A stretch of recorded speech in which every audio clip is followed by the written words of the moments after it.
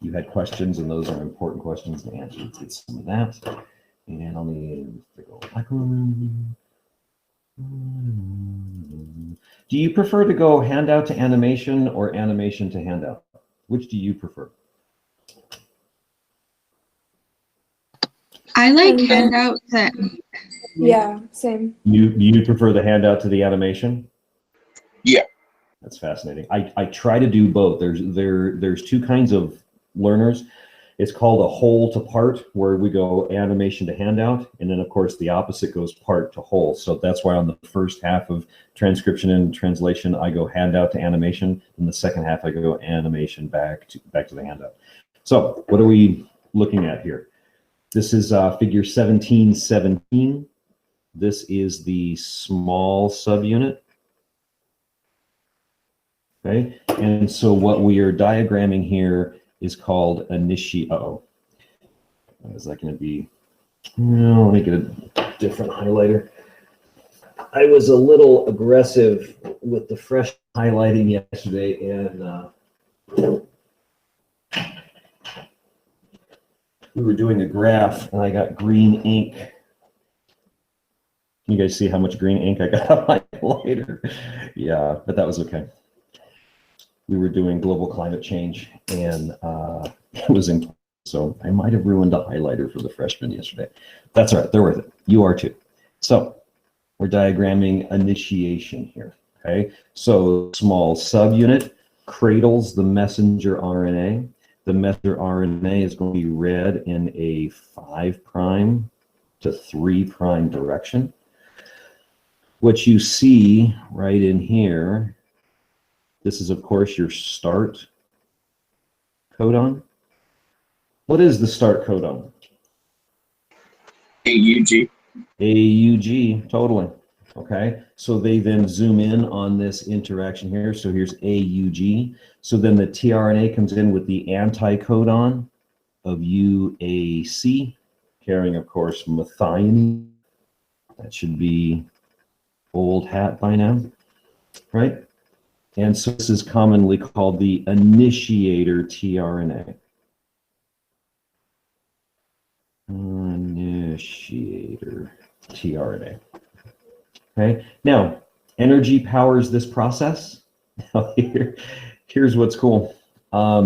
Technically, this is ATP. It's not ATP. Okay, now there's always more to the science. It's so funny. Do you know how there's 4 bases in DNA? There's A, T, G, and C: adenine, thymine, guanine, cytosine. Yes, comfortable? Yep. Okay. There's also 4 energy molecules. There's all ATP, GTP, TTP, CTP. Okay. The most common by far ATP, but GTP is involved in certain processes. So while it's not important right now, it may be in your biochemistry future that some processes are powered by ATP and some processes are powered by GTP, and you'll get into that in college. All right, so here is now your finished initiation. You have the small subunit here, 5', interesting, to 3'. Of course, this is going to be read. The ribosome is going to translocate in that direction. You, of course, have your methionine sitting here. This is your large subunit. Okay, and this is the A site, and this is the E site, while the tRNA, the initiator tRNA, sits in the site.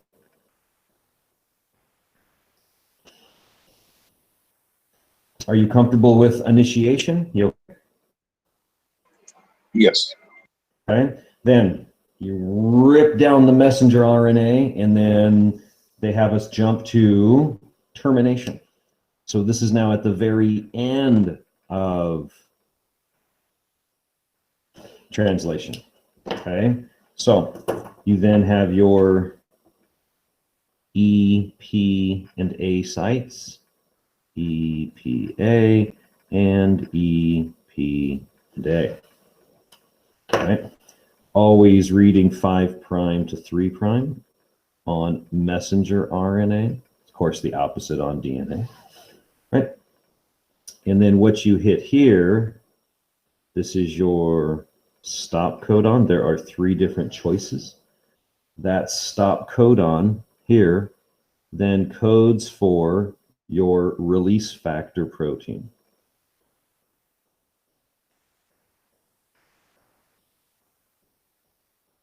Like such, or your RFP. Fine.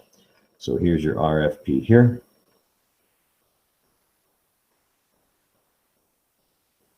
There is no tRNA here in the stop codon. There's no tRNA there at all.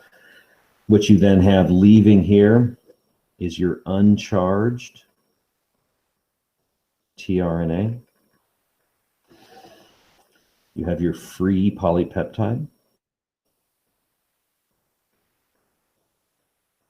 Technically, that is a primary polypeptide if you really want to know. And then good old GTP powers the actual release. You don't have to know that, but I want to mention it so that you've heard of it. So that way, if you sit in a biochem class in about 3 years, you won't sit there and say, Manro never told us about it. Yes, I did. I just mentioned it. Okay. Here's your large subunit, your small subunit, and of course, this process is dissociation. Dissociation. Mr. Manro, Yes, sir. does the last tRNA that comes in with the last protein, does it ever make it into the E site? Because it looks like it goes from the P site and then it is discharged in the second diagram. Yes, this last tRNA does make it into the E site very, very briefly, okay? Because as the ribosome is translocating, it's already starting to come apart, okay? So once that release factor protein into the stop codon, and then as soon as the ribosome shifts, there's already a disconnect between the large subunit and the small subunit. So the tRNA is kind of in the E site, but kind of not, because as translocation and the tRNA starts to enter that E site, you already have dissociation. So to say that the tRNA actually goes to the site and then is ejected isn't the case. As translocation happens, it's kind of, oh, I'm going to the E site, I'm being released. It basically happens at the same time. Okay. That's why they show it being released from the P site. If I were drawing this, I would put that line kind of halfway in between, implying that there's translocation that's just starting and then separation. Any other questions on this before we leave it?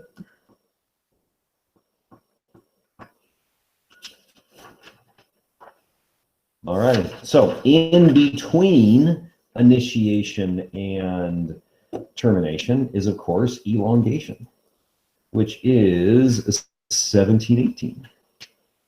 So this would be elongation.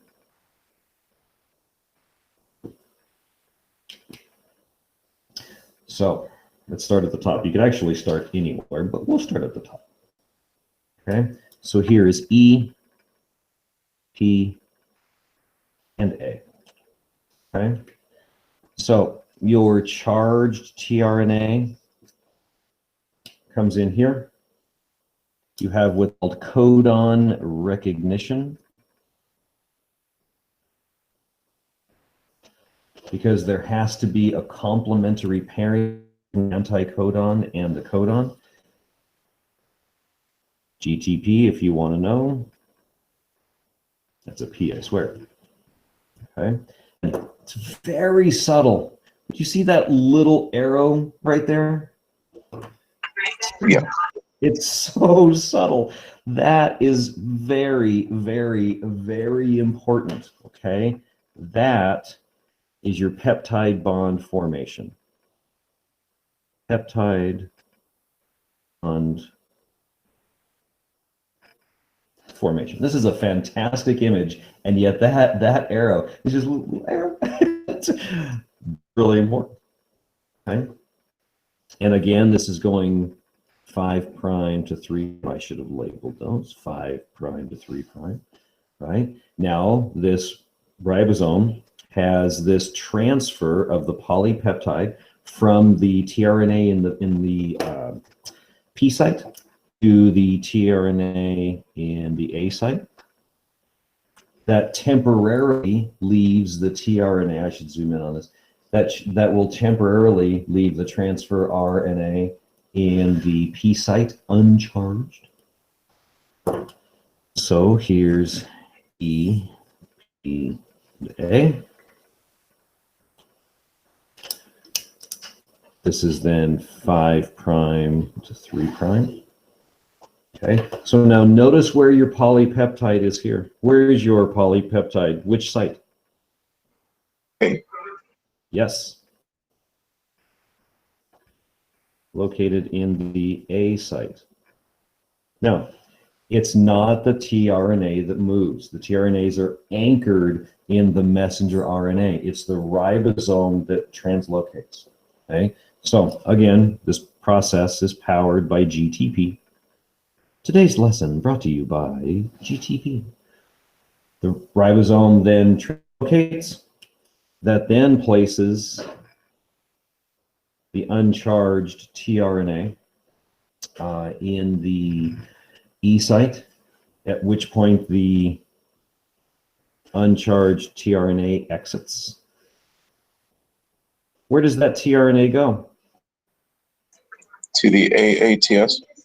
Yes, to the AATS enzyme. Woohoo! Nice. Okay, so what's happening here is the ribosome is moving this way,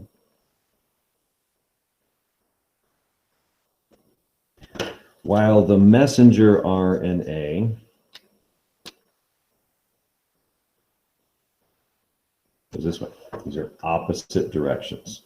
Okay, and this movement of the ribosome, of course, is called translocation.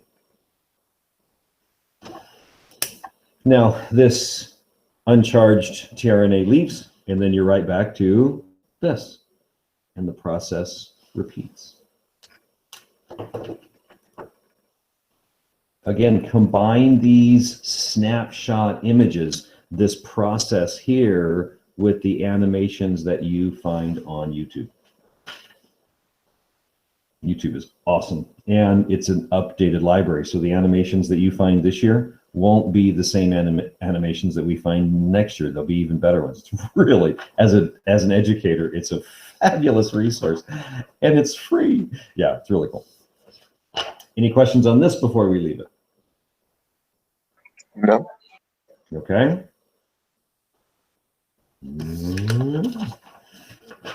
Last image of Course 7. Summary of transcription and translation. Holy cow. Get a load of this. Imagine if you've seen this as a freshman. It's awesome. I would love to go back and introduce you to your freshman self. That would be so cool. So here's transcription.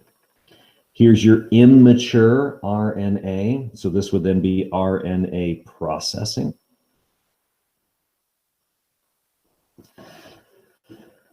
You then have your mature messenger RNA here. Here is your amino acid activation.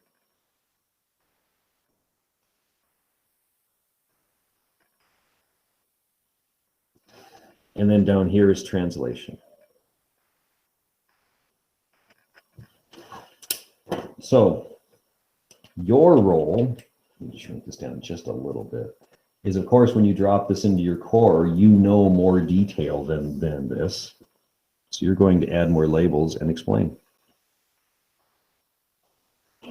Because if you can explain overall this image, holy cow, do you understand transcription and translation, and you're ready to go to the university, and as a STEM major, we'll take your foundational knowledge and talk about inducers and inhibitors and all sorts of transcription factors. It's awesome.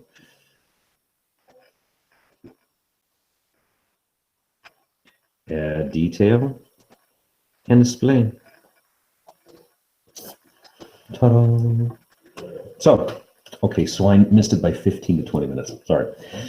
So that is the end of course 7. So let's use the remaining time today, and let's have you get together for your presentation groups. If you haven't picked all of your group members, please be sure and do that.